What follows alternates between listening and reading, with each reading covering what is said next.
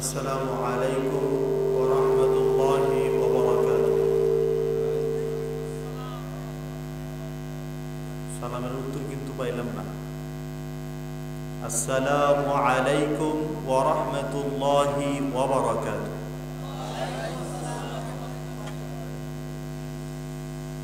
কোন জায়গায় সালাম দিলে উত্তর পাওয়া যায় না? কোন জায়গায় সালাম দিলে উত্তর পাওয়া যায় না? এটা কি কবরস্থান?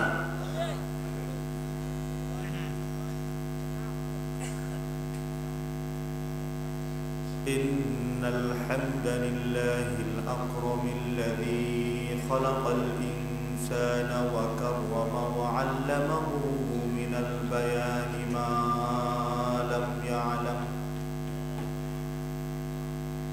ফাসুবহানাল্লাযী লা ইহসা ইমতিনানুহু باللسان ولا بالقلم نشهد أن لا إله إلا الله وحده لا شريك له ونشهد أن سيدنا وحبيبنا وطبيبنا وطبيب قلوبنا ومولانا محمدا عبده ورسوله الذي أرسله بالحق بشيرا ونذيرا وداعيا إلى الله بإذنه وسراجا وقمرا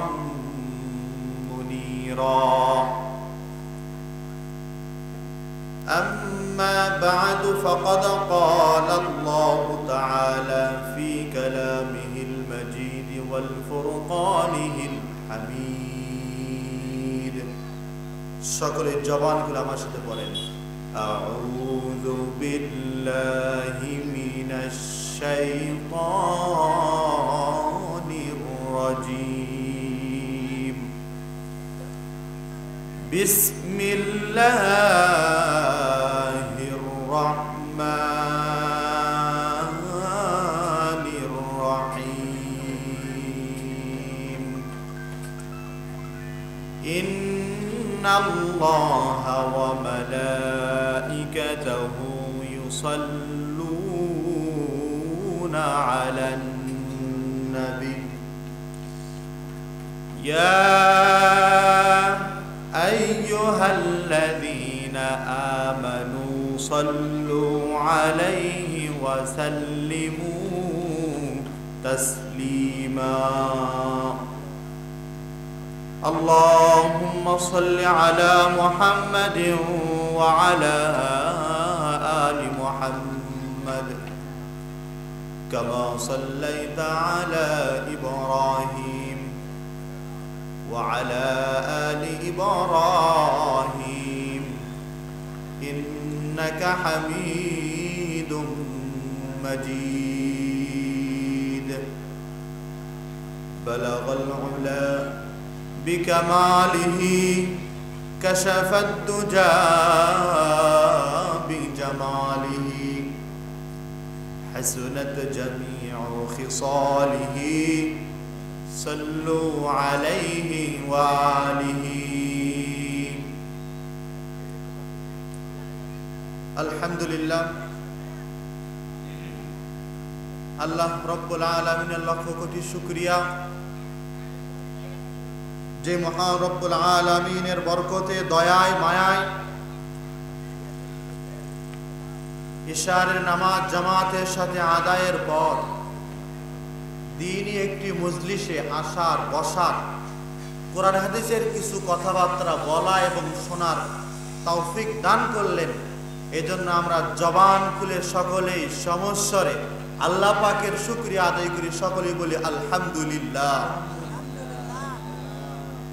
আকায়ে নামদার তাজদারে মুহাম্মদ আহমদ মুস্তাফা মুহাম্মদ মুস্তাফা ইমামুল মুরসালিন খাতামুন নবিয়্যিন রাহমাতুল লিল আলামিনের প্রতি ভালোবাসা নিয়ে অন্তরের অন্তঃস্থল থেকে দরুদ পড়ি, সকলে জোরে সোরে বলি সাল্লাল্লাহু আলাইহি ওয়াসাল্লাম। সম্মানিত হাজিরিন, বথুয়াবাড়ি মারকাজুস সুন্নাহ নুরানী মহিলা মাদ্রাসার উদ্যোগের এই প্রথম একটা অধিবেশন। আল্লাহ পাক রব্বুল আলামিন তার দয়া মায়া কম না বেশি, আগে বলছি এটা কিন্তু কবরস্থান না। আল্লাহ পাকের দয়া মায়া অনুগ্রহ কম না বেশি? আজকের এই মাহফিল কোরআন হাদিসের কথা শুনতে পারার মাধ্যম হইতেছে এই মাদ্রাসা।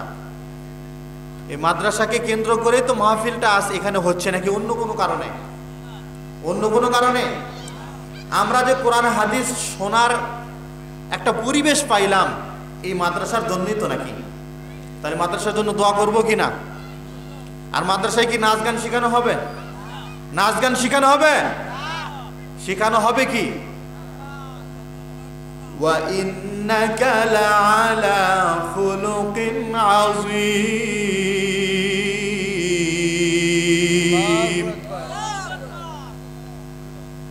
আল্লাহ রাব্বুল আলামিন মুহাম্মদ সাল্লাল্লাহু আলাইহি ওয়াসাল্লামকে ডাকতে বলতেছেন, ও গো হাবিব, আপনাকে আমি উত্তম চরিত্রের উপরে তৈরি করেছি, সৃষ্টি করেছি।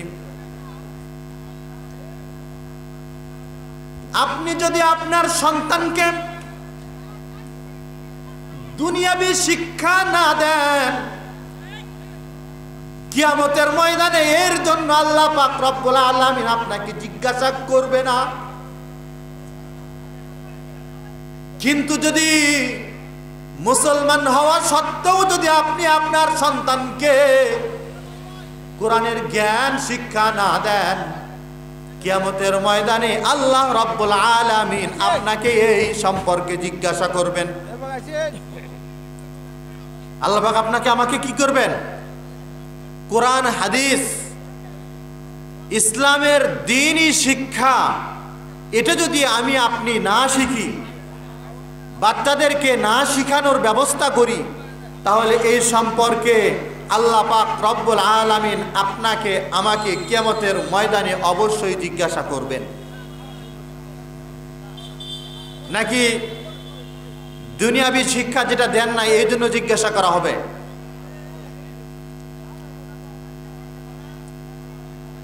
কোনটা জিজ্ঞাসা করা হবে?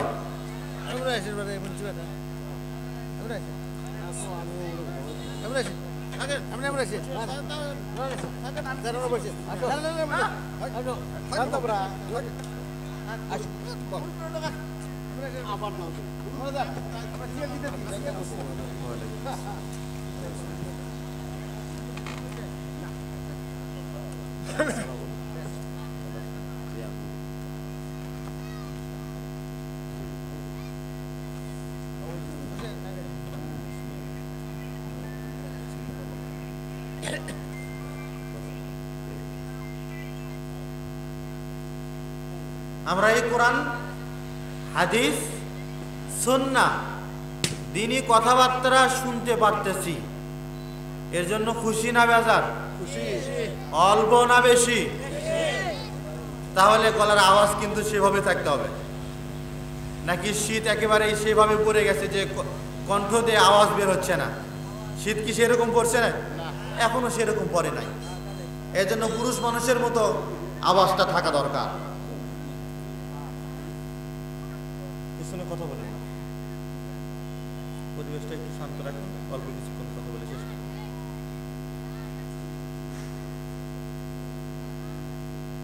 সূরাত আল ইমরান আয়াত নম্বর 185, সহিহ মুসলিম 1878 নম্বর হাদিস। আয়াত এবং হাদিসকে সামনে রেখে কিছু কথাবার্তা বলার চেষ্টা করব। ওয়ামা তাওফীকি ইল্লা বিল্লাহ। দোয়া করবেন তো সবাই নাকি? আল্লাহ রাব্বুল আলামিন সূরাত আল ইমরানের 185 নম্বর আয়াতের মধ্যে বলেন, কুল্লু নাফসিন যায়িকাতুল মাউত। পৃথিবীতে আকাশে, জমিনে, জমিনের নিচে, আল্লাহর আরশের নিচে যা কিছু সৃষ্টি হয়েছে, যার মধ্যে প্রাণ আছে, আল্লাহ পাক দিয়েছেন সবার মরণ একদিন না একদিন আসবেই। সন্দেহ আছে? মরণ যে আপনার কাছে আমার কাছে আসবে এই কথার মধ্যে কোনো সন্দেহ আছে? কিন্তু কখন আসবে এটা কি জানা আছে? আপনার আমার কাছে মালাকুল মাউত আসবে, কিন্তু কখন আসবে এটা আমাদের জানা নাই। আল্লাহ পাক রব্বুল আলামিন সেই কথাই বললেন, আপনাকে আমাকে হায়াত যতটুকুই দেওয়া হোক না কেন, দিন শুরু হয় যেমন শেষ হয়ে যায়, সূর্য ওঠে আবার ডুবে যায়, আপনার আমার যখন পৃথিবীতে এসেছি আমাদের শেষও হয়ে যাবে।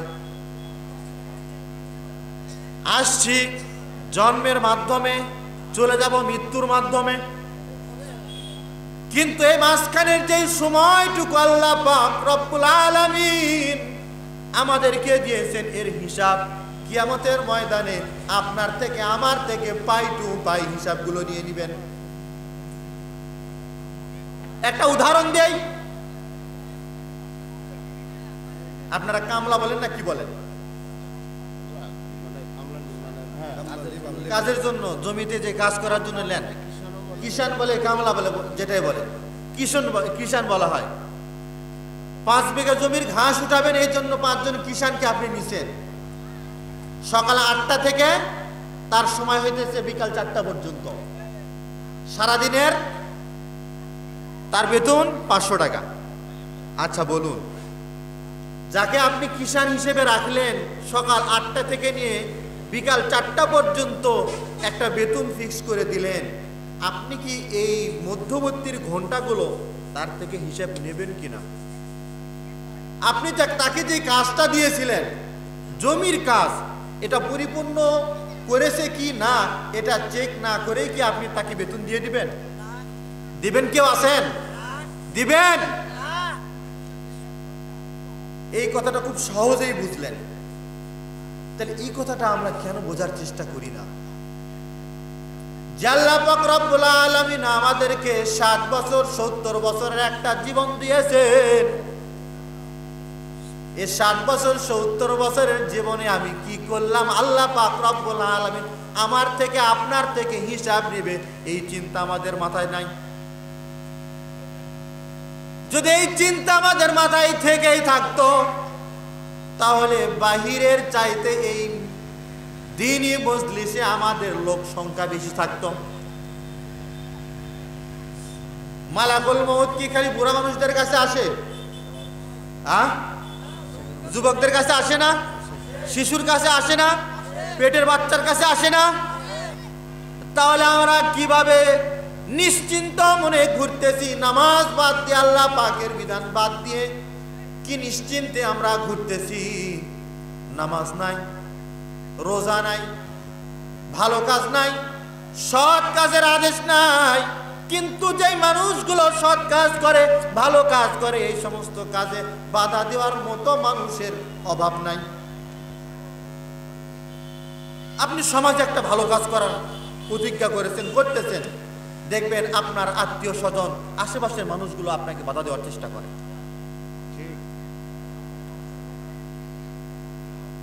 মালাকুল মউত আপনার কাছে আসবে, আমার কাছে আসবে। আদম আলাইহিস সালাতু ওয়াস সালাম থেকে নিয়ে কিয়ামত পর্যন্ত যত মানুষকে আল্লাহ পাক পৃথিবীতে পাঠিয়েছেন, পাঠাবেন, প্রত্যেকের কাছেই মালাকুল মউত আসবে। এমনকি মালাকুল মউতের কাছেও মউত এসে হাজির হয়ে যাবে। মালাকুল মউতকে আল্লাহ পাক রব্বুল আলামিন জান কবজ করার একটা দায়িত্ব দিয়েছেন। যখন সব কিছুর জান কবজ করা শেষ হয়ে যাবে, মালাকুল মউতের কাছেও মউত এসে হাজির হবে। আল্লাহর আরশের নিচে একটা প্রাণী থাকবে না।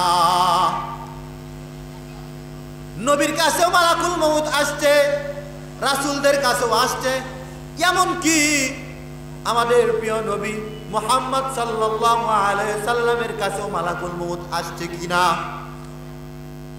তার মানে নবী হোক, ওলি হোক, বুজুর্গ হোক, পীর সাহেব হোক, ক্ষমতাশীল হোক, যত টাকার, যত লক্ষ কোটি টাকার মালিক হোক না কেন, তার কাছেও মালাকুল মউত আসবেই। আর মালাকুল মউত যখন আসবে, চোখের পলক ফেলতে যতটুকু সময়, এতটুকু সময়ও আল্লাহ পাক রব্বুল আলামিন আপনাকে আমাকে দিবে না। এমন কোন কি নজির আছে যে মালাকুল মউত এসে ঘুরে গেছে? এমন কোন পীর বুজুর্গ আছে যার কাছে মালাকুল মউত আসছিল আবার সে ফিরে গেছে জান্নাত কবজ না করে? কারো কাছে অনুমতি লাগে নাই, একজন ছাড়া, তিনি হলেন মুহাম্মদ সাল্লাল্লাহু আলাইহি ওয়াসাল্লাম। পৃথিবীতে তিনি একজন মালাকুল মউত, যার কাছে আসার পর জান কবজ করবে কিনা অনুমতি চাওয়া লাগছে। নবীজি সাল্লাল্লাহু আলাইহি সাল্লামের ইন্তিকালের 5 দিন আগে থেকে মাথা ব্যথা, জ্বর, কখনো হুঁশ কখনো বেহুশ। যেদিন ইন্তিকাল করবেন তার আগের দিনে জোহরের সময় হুঁশ ফিরছে। হুঁশ ফেরার পর দুইজন সাহাবীর কাঁধের উপরে ভর দিয়ে মসজিদে নববীতে গেলেন, পা উঠাইতে পারেন না। সাহাবীর কাঁধের উপরে ভর দিয়ে মসজিদে নববীতে গেলেন, জোহরের নামাজ আদায় করে নবীজি সাল্লাল্লাহু আলাইহি ওয়াসাল্লাম খুতবা দিলেন, বক্তব্য দিলেন। বক্তব্যের এক পর্যায়ে নবীজি বললেন, আল্লাহ রাব্বুল আলামিন তার এক বান্দাকে জাগতিক সব সম্পত্তি দিতে চেয়েছিলেন, কিন্তু ওই বান্দা সব সম্পত্তিকে, সয় সম্পত্তি, ধন সম্পদ, দুনিয়ার সব কিছু ত্যাগ করে আল্লাহ পাকের দিদারকে বেশি পছন্দ করেছেন। বক্তব্য শেষ করে মুহাম্মদ সাল্লাল্লাহু আলাইহি সাল্লাম তিনি রুমে চলে আসলেন, কামরায় চলে আসলেন। সাহাবীরা কেউ কিছুই বুঝলো না, কিন্তু আবু বকর রাদিয়াল্লাহু তাআলা আনহু নবীজির এই গভীর কথাটাকে বুঝে ফেলছেন, অঝর নয়নে কান্না শুরু করে দিয়েছেন। সাহাবীরা বলাবলি শুরু করে দিয়েছে যে মুহাম্মদ সাল্লাল্লাহু আলাইহি সাল্লাম নবীজি কার না কার কথা বলেছে, তাতে এত কান্নার কি আছে? কিন্তু তারা তো বুঝতে পারে নাই। আবু বকর ঠিকই বুঝতে পারছে, আমরা অতি তাড়াতাড়ি নবী থেকে এতিম হয়ে যাব।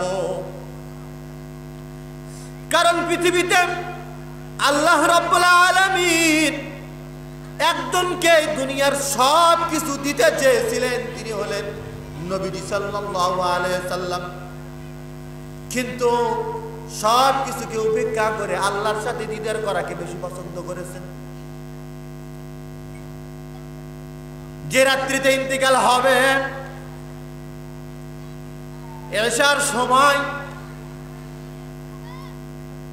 ঘুম থেকে উঠে আয়েশা রাদিয়াল্লাহু তাআলা আনহুকে ডাক দিয়ে বলতেছেন, আও আয়েশা রে, এখন কোন সময়?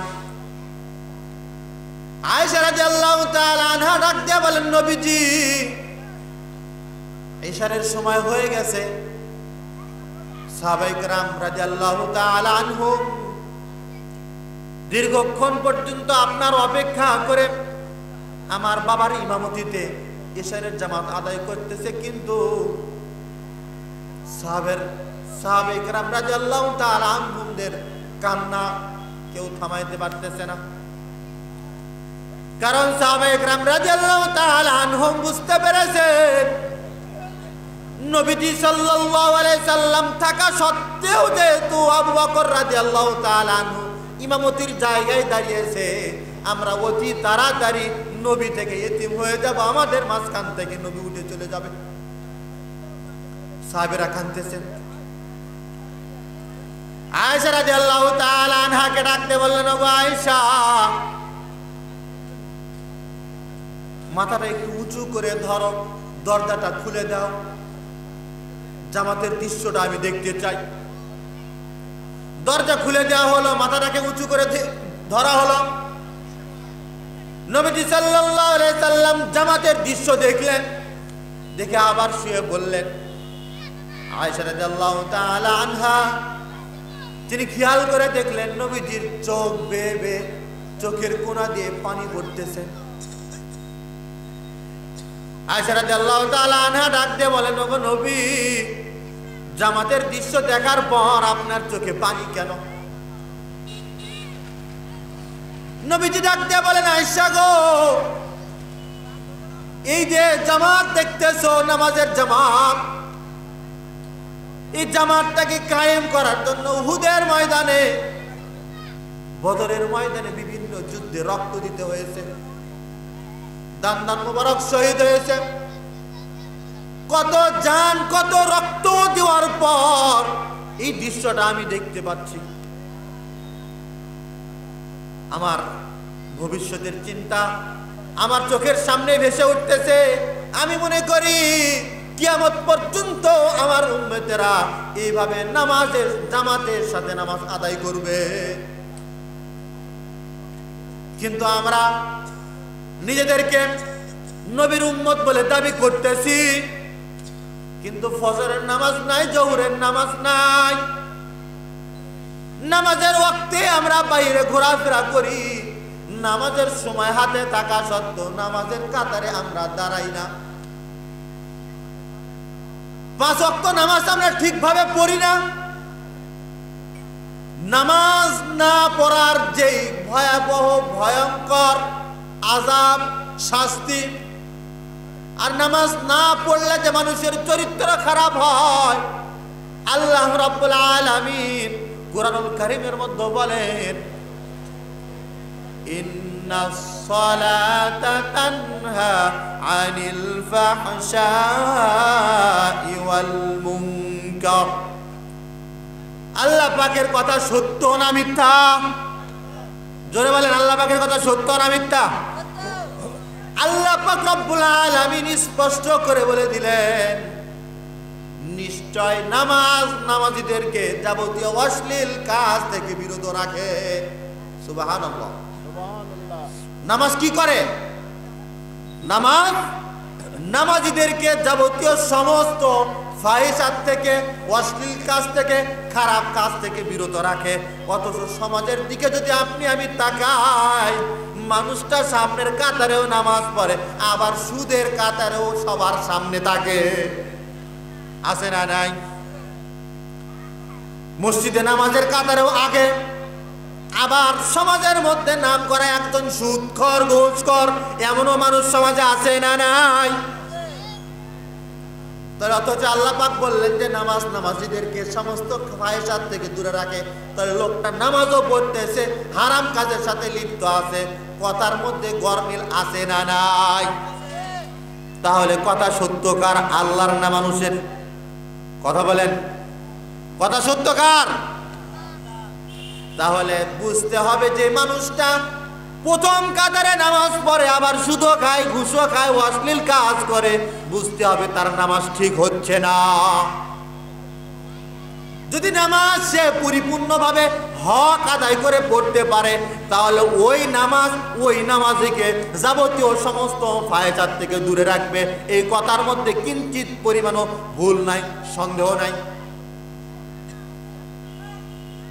যে কথাটা বলতেছিলাম, নবীজি সাল্লাল্লাহু আলাইহি ওয়াসাল্লাম নামাজের দৃশ্য দেখে শুয়ে বললেন। শেষ রাত্রের দিকে জিবরাইল আলাইহিস সালাতু ওয়াস সালাম এসে দরজায় হাজির। নবীজি চোখ খুলে দেখেন জিবরাইল আলাইহিস সালাতু ওয়াস সালাম দরজায় দাঁড়িয়ে সালাম দিয়ে ভিতরে ঢুকছেন। জিবরাইল আলাইহিস সালাতু ওয়াস সালাম নবীকে ডাক দিয়ে বলেন, ও নবী, আল্লাহ পাক আপনাকে সালাম জানিয়েছেন আর জিজ্ঞাসা করেছেন, আপনার মুখ থেকে শুনতে চেয়েছেন আপনি কেমন আছেন। নবীজি ডাক দিয়ে বলে, ও জিবরাইল, আমি কেমন আছি আল্লাহ পাক খুব ভালো করেই জানেন। জিবরাইল আলাইহিস সালাম ডাকতে বলতেছেন, ওগো নবী, এতদিন তো একা একা আসছি, আজ নতুন একজন ফেরেশতাকে নিয়ে আসছি। পরক্ষণে মালাকুল মউত সালাম দিয়ে ভিতরে ঢুকছে। মালাকুল মউত নবীটিকে ডাক দিয়ে বলে, ওগো আল্লাহর নবী, আপনি যদি আমাকে আপনার জান কবজ করার অনুমতি দেন তাহলে আপনার জান কবজ করব, না হলে চলে যাব। কারণ পৃথিবীতে এখন পর্যন্ত যত মানুষের জান কবজ করেছে এবং কিয়ামত পর্যন্ত যত মানুষের জান কবজ করব, কখনো কারো কাছে অনুমতি চাইতে হবে না। কিন্তু আজ যখন আমাকে আল্লাহ পাক রব্বুল আলামিন পাঠালেন, পাঠানোর আগে আমাকে বলে দিয়েছেন, যদি আমার হাবিব জান কবজ করার জন্য বলে তাহলে কবজ করো, তাহলে ফিরে চলে আসবে। ওগো নবী, আপনি যদি অনুমতি দেন তাহলে আপনার জান কবজ করা হবে, না হলে চলে যাব।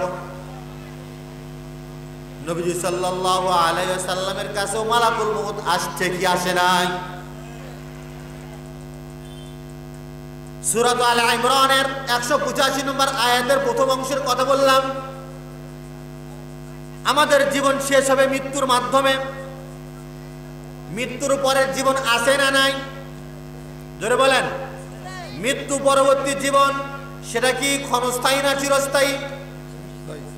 মৃত্যুর পরে যে আমাদেরকে আবার জীবিত করা হবে, এই কথার মধ্যে সন্দেহ আছে, সন্দেহ আছে।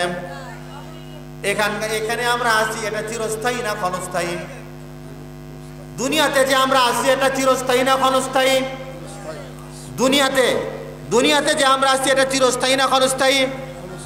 এটা ক্ষণস্থায়ী। এই আছি, এই নাই। টাকাওয়ালা হোক, ক্ষমতাওয়ালা হোক, আর যাই হোক না কেন, মালাকুল মউত আসবে, তাকে নিয়ে চলে যাবে।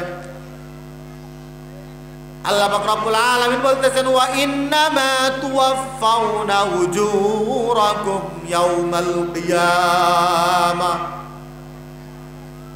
আর কিয়ামতের ময়দানে প্রত্যেক ব্যক্তিকেই তার পুরস্কার পরিপূর্ণভাবে দেওয়া হবে, কিঞ্চিত পরিমাণও কম করা হবে না। আল্লাহ পাক রব্বুল আলামিন সেই কথাটাই সূরাতুল মুলকের মধ্যে বলতেছেন, আল্লাযী খালাকাল মাউতা ওয়াল হায়াতা লিয়াবলুয়াকুম আইয়ুকুম আহসানু আমালা ওয়া হুয়াল আজিজুল গফুর। আল্লাহ রাব্বুল আলামিন বলেন, আমি মরণ হায়াত দুটাই সৃষ্টি করেছি, লিয়াবলুয়াকুম আইয়ুকুম আহসানু আমালা, আর এটা পরীক্ষা করার জন্য যে তোমাদের মধ্যে কে ভালো আমল করতে পারে, ভালো কাজ করতে পারে। কিয়ামতের ময়দানে ভালো কাজের হিসাব হবে কিনা, খারাপ কাজের হবে কিনা, মিজানের পাল্লা আছে না নাই, মাপা হবে কিনা। আপনার আমার বাজারের দাড়ি পাল্লা আছে, ব্যবসায়িকরা কমে দেয়, মাপে কমে দেয় কিনা? হ্যাঁ, চোখের সামনে আপনাকে দিচ্ছে যে হুজুর আপনাকে বড্ড ভালোবাসি, আপনার সাথে কি 2 নম্বরে কাজ করতে পারি, আপনাকে যে জিনিসটা দিচ্ছি এর মতো নির্ভেজাল জিনিস এই বাজারে আর একটাও নাই। অথচ খোঁজ নিয়ে দেখা যায় ভেজাল ছাড়া আর জিনিস নাই। কত সুন্দর করে বলে, তাই না? কিয়ামতের ময়দানে আল্লাহ রাব্বুল আলামিন কিরামান কাতিবিন সম্মানিত 2 জন ফেরেশতা রেখে দিয়েছেন। আপনি কখন কি করতেছেন সব কিছু লেখা আছে।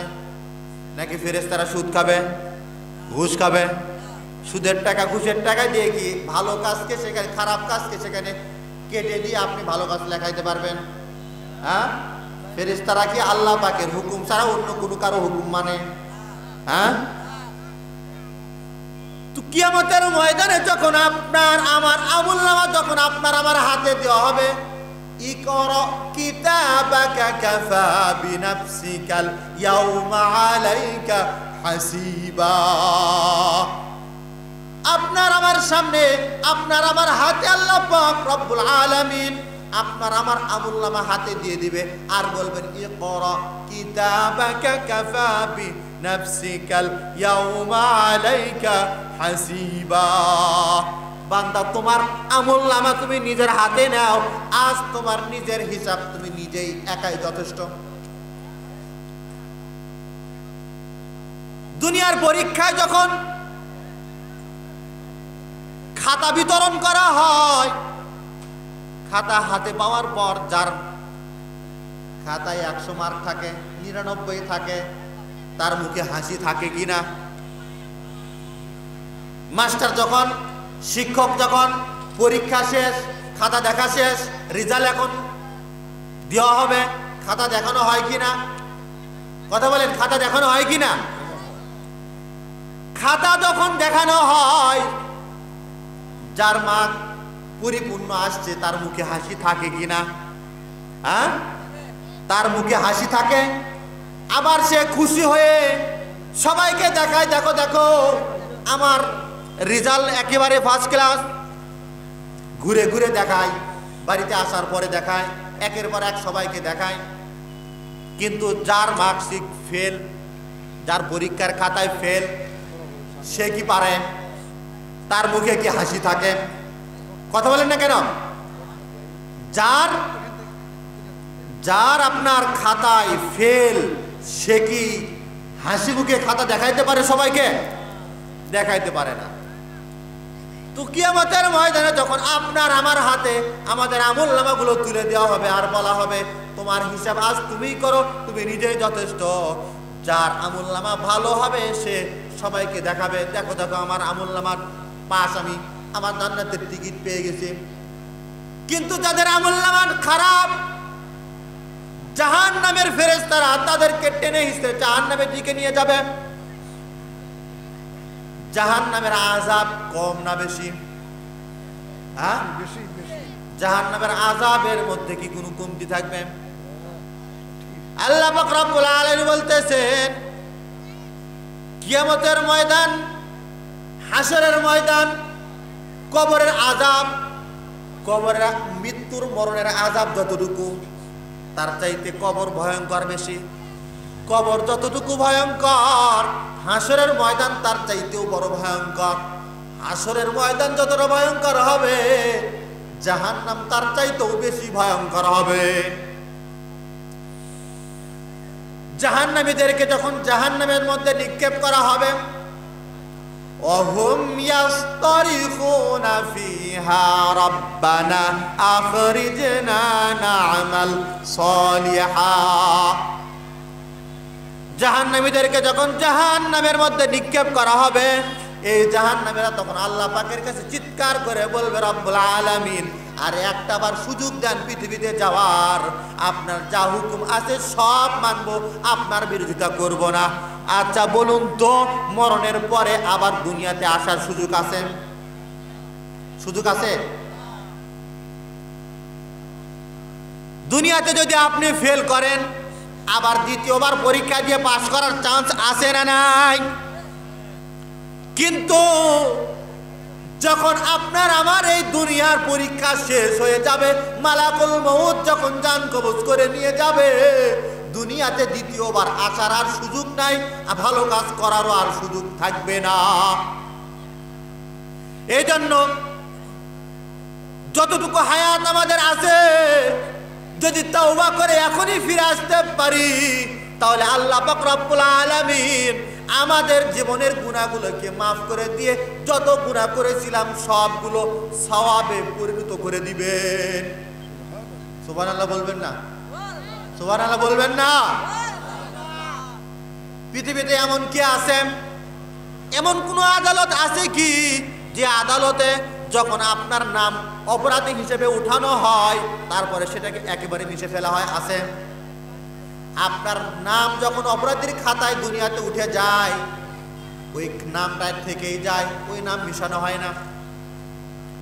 কিন্তু আল্লাহ পাক রব্বুল আলামিন তিনি এমন দয়াশীল রহমান, আল্লাহ পাক রব্বুল আলামিনের কাছে যদি আমরা সেভাবে তওবা করতে পারি, আজ থেকে বিগত দিনে যত গুনাহ করেছি সব গুনাহগুলোকে আল্লাহ পাক মাফ করবেন, ওই গুনাহগুলোকে সওয়াবের দ্বারা পরিবর্তন করে দিবেন। সূরা ফুরকানের 70 নম্বর আয়াতের মধ্যে আল্লাহ পাক এই কথাটা বলতেছেন, আমার বানানো কথা নয়, আল্লাহ পাক তিনি নিজেই বলতেছেন, ইল্লা মান তাবা ওয়া আমানা ওয়া আমিলা আমালান সালিহা ফাউলাইকা ইউবাদদিলুল্লাহু সাইয়্যাতিহিম হাসানাত। আল্লাহ পাক রব্বুল আলামিন ডাক দিয়ে বলেন, তোমরা যদি ইল্লা মান তাবা ওয়া আমানা ওয়া আমিলা আমালান সালিহা, যদি তোমরা তওবা করতে পারো, ভালো আমল যদি তওবা করে ভালো আমল যদি করতে পারো, ঈমান আনো, ভালো আমল করো, তওবা করো, তাহলে তোমাদের যত পাপ কাজ আছে পাপগুলোকে সাইয়্যাতিহিম হাসানাত, ওই হাসানা আপনার খারাপগুলোকে হাসানাত সওয়াবের দ্বারা আল্লাহ পাক রব্বুল আলামিন পরিবর্তন করে দিবেন। একটা ঘটনা বলি, আসেন। বনি ইসরাইলের একজন যুবক, টাকা পয়সার কোনো অভাব নাই। এর আগে একটা হাদিস আপনাদেরকে শোনাই, ইন্নামাল আমালু বিন্নিয়াত, সমস্ত কাজ কিসের উপর নির্ভরশীল? কিসের উপর নির্ভরশীল? নিয়তের উপরে নির্ভরশীল। আপনি নিয়ত কি করলেন এটার উপরে আপনার কাজের গতি হবে। এখানে আমরা যারা বসছি, আমাদের নিয়ত কি বক্তার সুর শোনা, বক্তার চেহারা দেখা, নাকি বক্তা আপনার কোরআন হাদিসের কথা যারা বলতেছে তাদের কথা শুনে সেই অনুযায়ী আমল করা? কোন নিয়তে বসছেন? কথা শুনে আমল করার নিয়তে নাকি দেখার আর সুর শোনার নিয়তে? কারণ আপনার জীবনটা কখন পরিবর্তন হবে, কিভাবে পরিবর্তন হবে, আল্লাহ ছাড়া কেউ জানে না। সামান্য একটা কথার মাধ্যমে আপনার জীবনের পরিবর্তন হতে পারে, যেটার প্রমাণ হইতেছে আপনার তিরমিজি শরীফের 657 নম্বর হাদিস। এই হাদিসে আল্লাহ রাসূল সাল্লাল্লাহু আলাইহি সাল্লাম ঘটনা বলতেছেন বনি ইসরাইলের একজন যুবক, নাম তার কিফ, টাকা পয়সার কোনো অভাব নাই, সারাদিন তো মদ জুয়া নিয়ে থাকে, প্রতি রাত্রে নিত্য নতুন মহিলা মেয়ে নিয়ে আসেন। হঠাৎ একদিন একজন নারী আসছে কিফিলের কাছে কিছু টাকা চাওয়ার জন্য, নেওয়ার জন্য। কিফিল তখন তাকে বলতেছে, তোমাকে আমি 60 দিনার দিব, এই 60 দিনারের বিনিময়ে তোমাকে আমার সাথে আজকের রাত কাটাতে হবে। মেয়েটা রাজি হয়ে গেছে। 60 দিনার বর্তমান বাজার মূল্য 23 লক্ষ টাকা। কত? 60 দিনার বর্তমান বাজার 23 লক্ষ টাকা। এই 23 লক্ষ টাকা দিয়ে একজন মেয়েকে কিফিল নিয়ে আসছে, তার তো টাকার কোনো অভাব নাই। বাড়িতে নিয়ে আসার পর কিফিল বলতেছে, তুমি রেডি হও, আমিও গোসল করে ফ্রেশ হয়ে আসি। কিফিল যখন ফ্রেশ হয়ে আসছে রুমের মধ্যে, আসার পরে দেখে মেয়েটা কান্নাকাটি করতেছে। কিফিল ডাক দিয়ে বলে, ওগো মেয়ে, আমি তো তোমাকে জোর জবরদস্তি করে তো নিয়ে আসি নাই, টাকা দিয়ে নিয়ে আসছি, তুমি নিজের ইচ্ছায় আসছো, তাহলে কান্না করো কেন? মেয়েটা ডাক দিয়ে বলে, কিফিল রে, আমি কোনো পতিতার মেয়ে নই, আমি কোনো খারাপ বংশের মেয়ে নই, পেটের দায়ে আমি আসছি, বাড়িতে খাবার নাই, অভিভাবক নাই, কেউ নাই, আমার দরিদ্রতা আমাকে এই পর্যন্ত নিয়ে আসছে। আমি কোনো বাজারি মেয়ে নাই, পতিতার কোনো মেয়ে না, আর এই খারাপ কাজ আমি কখনো করি নাই। আর আমি কান্না করতেছি এই জন্য যে কিয়ামতের ময়দানে যে আল্লাহ পাক রব্বুল আলামিন এত সুন্দর করে আমাকে তৈরি করেছেন, এই চেহারা নিয়ে আল্লাহ পাকের দরবারে আমি কিভাবে উঠব, এই চেহারাটা আল্লাহ পাকের সামনে আমি কিভাবে দেখাবো? কিয়ামতের ময়দানে তো আমাকে উঠতে হবে। এই একটা কথায় কিফিলের জীবনটাকে পরিবর্তন করে দিয়েছে। কিফিল ডাক দিয়ে বলে, তুমি কখনো খারাপ কাজ করো নাই, আজকের এই দিন একটা দিন খারাপ কাজ করবে, তাতে যদি এত অনুশোচনা হয়, তাহলে আমার প্রত্যেকটা সেকেন্ড, প্রত্যেকটা মিনিট, প্রত্যেকটা ঘন্টায় তো আমি খারাপের মধ্যে ডুবে আছি, তাহলে আমার অবস্থা আরো কি হবে, আমি আমার চেহারা কিভাবে দেখাবো। এই একটা কথাই কিফিলের পরিবর্তন।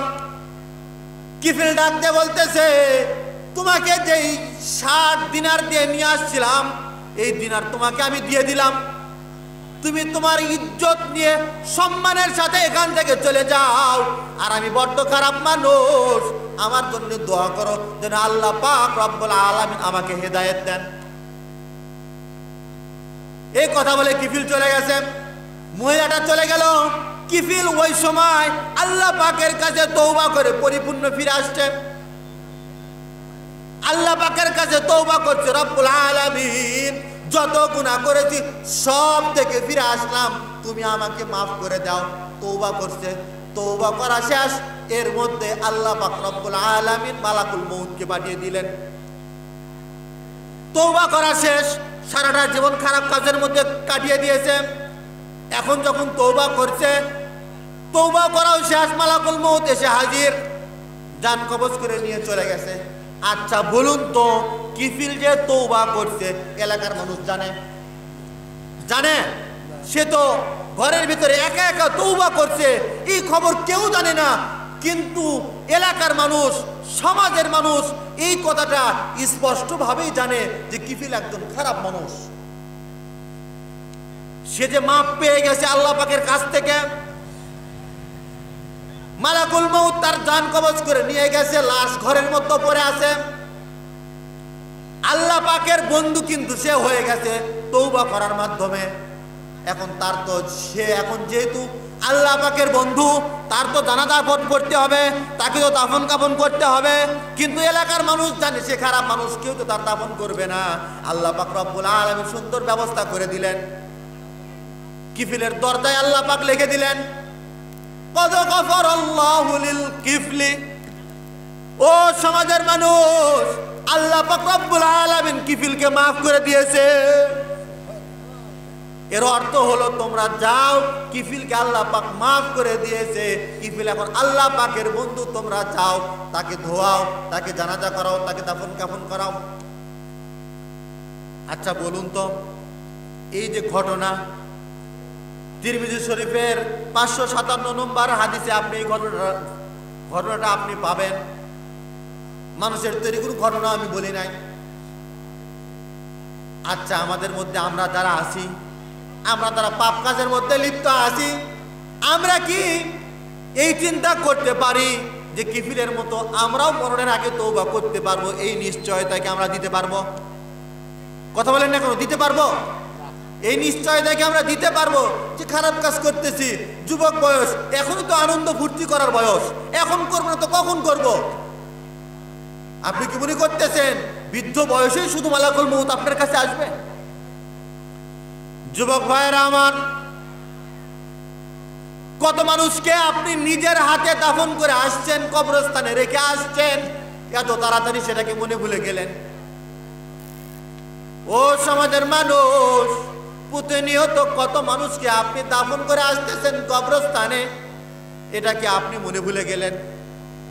আপনি যেমন একজন মানুষকে কবরস্থানে দিয়ে চলে আসলেন, তার খবর যেমন আপনার কাছে নাই, তার চিন্তা যেমন আপনার কাছে নাই। আপনার কাছে মালাকুল মউত যখন আসবে, জান কবজ করে যখন নিয়ে যাবে, আপনাকেও সমাজের মানুষ কবরস্থানে রেখে আসবে। রেখে আসার পরে আপনার কোনো খবরও রাখবে না, আপনি কে ছিলেন আপনাকেও মনে রাখবে না। আপনার দাদার দাদার নাম কি মনে আছে? বর্তমান যুব সমাজ যারা আছে বলতে পারবেন আপনার দাদার দাদার নাম কি? আপনার দাদার দাদার নাম আপনি জানেন না, তাকে নিয়ে আপনার কোনো কষ্ট হয় না। সে যে মারা গেছে তাকে নিয়ে আপনার কোনো কষ্ট হয় না, তার চিন্তা আপনার হয় না। ঠিক তেমনি আপনার ছেলের নাতিও আপনাকে নিয়ে কখনো চিন্তা করবে না আপনি কে ছিলেন। 3 প্রজন্ম পর্যন্ত আপনার ভালোবাসা থাকবে, আপনার নাম থাকবে, এরপরে পৃথিবীর কোনো মানুষ আপনার নাম মুখে উচ্চারণ করবে না। আপনি কে ছিলেন? টাকা পয়সা যতই থাক না কেন, ক্ষমতা যতই থাক না কেন, ক্ষমতা কি কাউকে কখনো টিকিয়ে রাখতে পারছে? কথা বলেন না কেন? ক্ষমতা কি কখনো কাউকে টিকিয়ে রাখতে পারছে? ফিরাউন সেও ডুবেছে, নমরুদও ডুবেছে, আবু জেহেল, উতবা, সাইবা সবাই ডুবেছে। ক্ষমতা তাদের ছিল। ক্ষমতা পাওয়ার পর মানুষের উপরে অত্যাচার করেছে, জুলুম করেছে। আর আল্লাহ পাক রব্বুল আলামিন কখনো জালেমদেরকে মাফ করবেন না। আল্লাহ পাক কি জালেমদেরকে মাফ করবেন? মাফ কখনো করবেন না। জালেমের শাস্তি দুনিয়ার থেকেই শুরু হয়, যেটা আমাদের চোখের সামনে আমরা দেখতে পাচ্ছি। বিগত 17 বছর পর্যন্ত আমার দেশের সাধারণ মানুষ থেকে নিয়ে উচ্চতর মানুষ পর্যন্ত, সম্মানিত মানুষ, রিক্সাওয়ালা, ভ্যানওয়ালা, কেউ শান্তিতে ঠিকভাবে চলতে পারে নাই। জুলুমের উপরে জুলুম, মানুষদেরকে, নিরীহ মানুষদেরকে, আলেমদেরকে মিথ্যা অপবাদ দিয়ে জেলখানায় রাখছে, ফাঁসির কাস্টে ঝুলে মারছে যাদের কোনো অপরাধী ছিল না। কারণ কি? ক্ষমতা পাইছে, ক্ষমতার অপব্যবহার করছে। এর বিচার হয়েছে কিনা? এটা তো দুনিয়ার বিচার। লাঞ্ছনা, লাঞ্ছনার গঞ্জনা হয়েছে কিনা? লাঞ্ছিত হয়েছে কিনা? কথা বলেন না কেন? হয়েছে কিনা? হয়েছে তো। ফিরাউনের কাছে ক্ষমতা ছিল, ক্ষমতার অপব্যবহার করার কারণে সে ডুবেছে। নমরুদের কাছে ক্ষমতা ছিল, ক্ষমতার অপব্যবহার করার কারণেও সেও ডুবেছে। আবু জেহেল, উতবা, সাইবা, তাদের কাছে মক্কার ক্ষমতা ছিল, ক্ষমতার অপব্যবহার করার জন্য তারাও ডুবেছে। এই দেশে গত 17 বছর ক্ষমতায় থাকাকালীন যারা ক্ষমতার অপব্যবহার করেছে, আল্লাহ পাক তাদের নৌকাও ডুবে দিয়েছেন। এখন আগামীতে যারা আসবে তারা যদি এর থেকে শিক্ষা না নেয়, তাদের পরিণতি এর চাইতেও কম খারাপ হবে না। ইতিহাস এমনি কি লেখা হয়েছে শুধু পড়ার জন্য? কথা বলেন না কেন?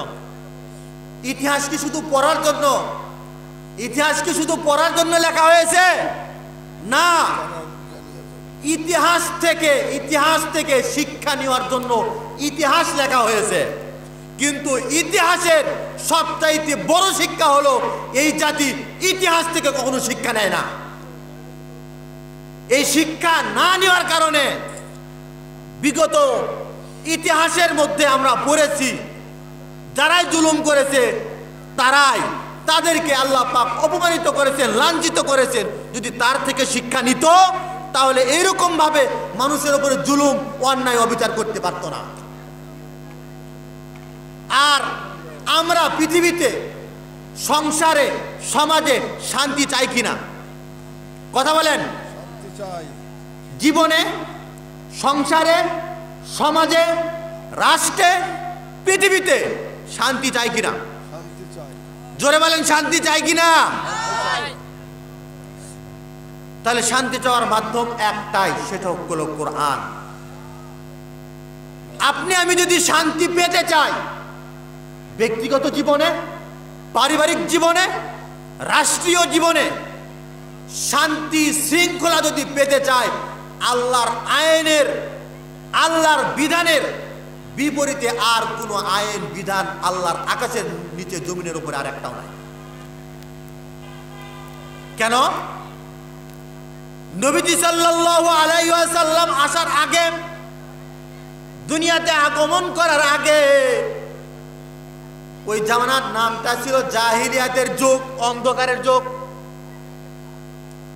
যে অন্ধকারের যুগ, যে সময় বাবা নিজের কন্যা সন্তানকে হত্যা করে মাটির নিচে পুঁতে রাখত। দিনের বেলা মানুষ হত্যা করত, ধর্ষণ করত, অন্যের সম্পদ আত্মসাৎ করত, লুটপাট করত। এই অন্ধকার যুগে যখন আল্লাহ রাব্বুল আলামিন নিজের হাবিবকে পাঠালেন কোরআন দিয়ে, আর যখন মানুষেরা এই কোরআনের ছায়াতলে আসার শুরু করলো, ওই জাহিলিয়াতের যুগটা সোনালের যুগে পরিণত করে দিলেন তিনি কে? কথা বলেন না কেন? যদি ওই জাহিলিয়াতের যুগ কোরআন মানার কারণে যদি সোনালী যুগ হয়, আমাদের কাছেও কোরআন আছে, তাহলে আমাদের সমাজে এত চোর বাটপার কেন?